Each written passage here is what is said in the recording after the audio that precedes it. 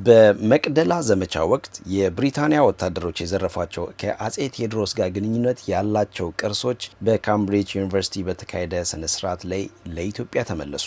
ለኢትዮጵያ ከተመለሱት ቅርሶች መካከል የአጼ ቴዎድሮስ የጸጉር ጸለላና በደም የተነከረ የልብሳቸው ሽራፊ እንደሚገኙበት በብሪታንያ የሚገኘው ኤምባሲ ባሰራጨው መረጃ አስታውቋል። ቅርሶቹን የኢትዮጵያ ቅርስ ጥበቃ ባለስልጣንን በመወከል የተረከቡት ዶክተር አሉላ ፓንክረስት ናቸው ተብሏል። የኢትዮጵያ ቅርስ ጥበቃ ባለስልጣን ዋና ዳይሬክተር አበባው አያሌው ቅርሶቹ የኢትዮጵያን ማንነትና ትውስታ የሚወክሉ መሆናቸውን መግለጻቸውን ኤምባሲው ጠቅሷል። የጀነራል ናፒር የመቅደላ ዘመቻ በኢትዮጵያ ታሪክ ውስብስብና ስስ ጉዳይ መሆኑን የጠቀሱት አበባው የቅርሶቹ መመለስ በኢትዮጵያና ብሪታንያ ተቋማት መካከል እያደገ ያለውን ትብብር ያሳያል ማለታቸውን መረጃው አመልክቷል። የጀነራል ናፒር የልጅ ልጅ ልጅ አጼ ቴዎድሮስ ለአንድ የብሪታንያ ወታደር በስጦታ የሰጡትን አንድ ቀለበት ለኢትዮጵያ ማስረከባቸው ተገልጿል።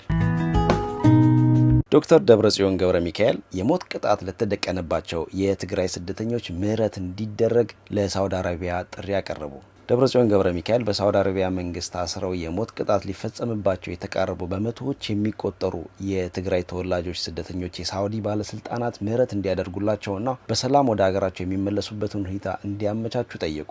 ግንቦት 6 2018 በደብረጽዮን ተጽፎ ለሳውዲ አረቢያ የውጭ ጉዳይ ሚኒስትር ፈይሰል ቢን ፈርሃን አልሳዑድ የተላከው ደብዳቤ ስደተኞቹ በትግራይ ጦርነት ምክንያት ከተከሰተው ሰብአዊ ቀውስ ለማምለጥ ሲሉ አስቸጋሪ ሁኔታ ውስጥ የወደቁ ንጹሐን ዜጎች መሆናቸውን ገልጸዋል።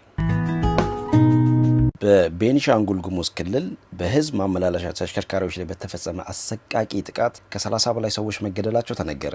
በቤኒሻንጉል ጉሙዝ ክልል መተከል ዞን ጉባ ወረዳ ከማንኩሽ ወደ ግልገል በለስ በመጓዝ ላይ በነበሩ የህዝብ ማመላለሻ ተሽከርካሪዎች ላይ ታጣቂዎች በሰነዘሩት አሰቃቂ ጥቃት ከ30 በላይ ሰዎች መገደላቸውና ሌሎች በርካታ ሰዎች መቁሰላቸው ተዘግበዋል። የሀገር ውስጥ መገናኛ ብዙሃንና የሹፌሮች አንደበት በተሰኘ የፌስቡክ ገጽ በተሰራጨ መረጃ መሰረት ግንቦት 7 2018 6 ሰዓት አካባቢ ከማንኩሽ ወደ ግልገል በለስ በመጓዝ ላይ በነበሩ ተሽከርካሪዎች ላይ ታጣቂዎች ተኩስ ከፍተዋል። የታጠቁ ኃይሎች ተሽከርካሪዎቹን አስቆመው ሹፌሮቹንና ተጓዦቹን ቦታው ላይ በመግደል የቀሩትን አፍነው ጫካ ይዘው መሄዳቸው ተገልጿል።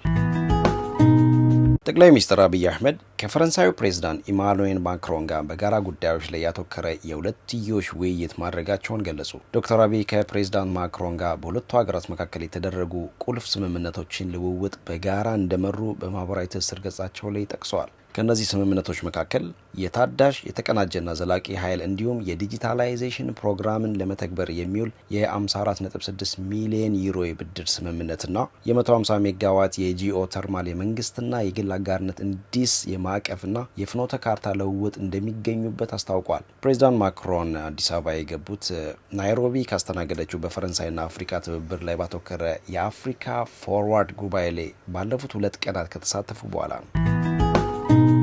በአማራ ክልል ደቡብ ወሎ ዞን ወግዲ ወረዳ ሰኞ ዕለት በመንግስት ኃይሎችና በታጣቂዎች መካከል በተደረገ የተኩስ ልውውጥ ቁጥራቸው በውል ያልታወቀ ሰዎች ከሁለቱም ወገን መሞታቸውን ዋዜማ ሰምታለች። በዚህ የተኩስ ልውውጥ ወቅት በርካታ የመንግስት ተሽከርካሪዎች በታጣቂዎች ተቃጥለው ከጥቅም ውጭ መሆናቸውን ምንጮች ተናግረዋል። ታጣቂዎቹ ሰሞኑን ወደ ወረዳው ዘልቀው ለመግባት ከመንግስት ኃይሎች ጋር ከፍተኛ የተኩስ ልውውጥ ማድረጋቸውን የአካባቢ ምንጮች ተናግረዋል። ታጣቂዎቹ የህዝብ መገልገያ ተሽከርካሪዎችንና የመንግስት ቢሮዎችን ማውደማቸውንም የደቡብ ወሎ ዞንና የወረዳው ኮሚኒኬሽን ቢሮ ዛሬ በተናጠል ባወጣው መግለጫ ላይ አስታውቋል። ቢሮዎቹ ጽንፈኛና ጸረ አማራ ሲሉ የጠሩት ቡድን በወግዲ ወረዳ ላይ ውድመት ለማድረስና ለመዝረፍ እንቅስቃሴ አድርጎ ነበር በማለት ከሰዋል።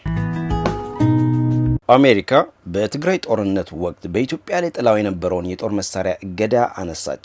አሜሪካ በትግራይ ጦርነት ወቅት በኢትዮጵያ ላይ ጥላው የነበረውን የጦር መሳሪያ ሽያጭ እገዳ ማንሳቷን አስታወቀች። የአሜሪካ ውጭ ጉዳይ ሚኒስቴር የመከላከያ ንግድ ቁጥጥር ዳይሬክቶሬት እንደገለጹት ኢትዮጵያ በዓለም አቀፍ የጦር መሳሪያ ዝውውር ደንብ መሰረት የጦር መሳሪያ ሽያጭ ክልከላ ከተደረገባቸው ሀገራት ዝርዝር ውስጥ እንድትሰረዝ ተወስኗል ብለዋል። ዳይሬክቶሬቱ ግንቦት 3 2018 በይፋ ባደረጉት መረጃ ላይ ኢትዮጵያ ጥብቅ የአሜሪካ መከላከያ ኤክስፖርት ገደብ ከተጣለባቸው ሀገራት ዝርዝር ውስጥ እንደምትሰረዝ አመልክቷል።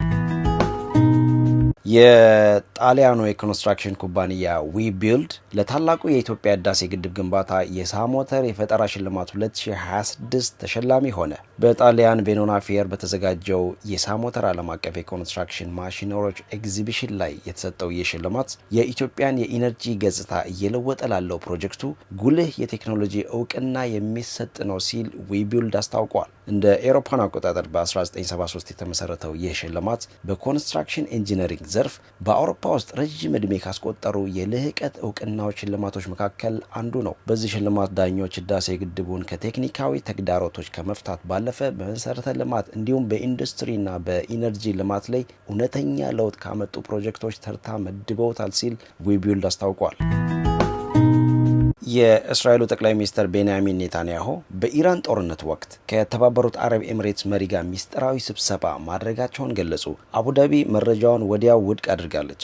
የእስራኤል ጠቅላይ ሚኒስትር ቤንያሚን ኔታንያሁ በቅርቡ በተካሄደው የኢራን ጦርነት ወቅት ከተባበሩት አረብ ኤምሬትስ ፕሬዝዳንት መሐመድ ቢን ዛይድ ጋር ሚስጥራዊ ስብሰባ ማድረጋቸውን ገልጸዋል። ጠቅላይ ሚኒስትሩ ስብሰባውን በከፍተኛ ቀጠናዊ ውጥረት ወቅት የተከናወነ ጉልህ ዲፕሎማሲያዊ ክስተት እንደሆነ ገልጸውታል። የኔታንያሁ ጽህፈት ቤት እንደገለጸው ይህ ይፋ ያልተደረገ ስብሰባ የተካሄደው በተባበሩት አረብ ኤምሬት ውስጥ ሲሆን ይህም እስራኤል ከኢራን ጋር በነበራት ግጭት ወቅት ከቀጠናዊ አጋሮች ጋር ይበልጥ ለመቀናጀት ስትጥር የነበረውን እንቅስቃሴ የሚያሳይ ነው ብለዋል። የእስራኤሉ መሪ ውይይቱ በአብርሃም ስምምነት መሰረት ስልታዊ ግንኙነቶችን ለማጠናከር የሚደረጉ ጥረቶች አካል እንደሆነ መግለጻቸው ተዘግቧል። ይሁን እንጂ የተባበሩት አረብ ኤምሬትስ የቀረበውን መረጃ ወዲያውኑ ውድቅ አድርጋለች።